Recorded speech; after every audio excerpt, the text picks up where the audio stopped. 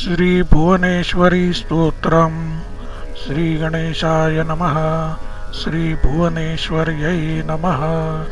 अष्टसिद्धिरां लक्ष्मी अरूपा बहुरूपिणी त्रिशूला भुक्करा देवी पाशाङ्कुशविधारिणी खड्गकेटधरा देवी घण्टनी चक्रधारिणी षोडशी त्रिपुरा देवी त्रिरेखा परमेश्वरी कौमारी पिङ्गला चैव वारिणी जगमोहिनी दुर्गे देवी त्रिगन्धा च नमस्ते शिवनायक।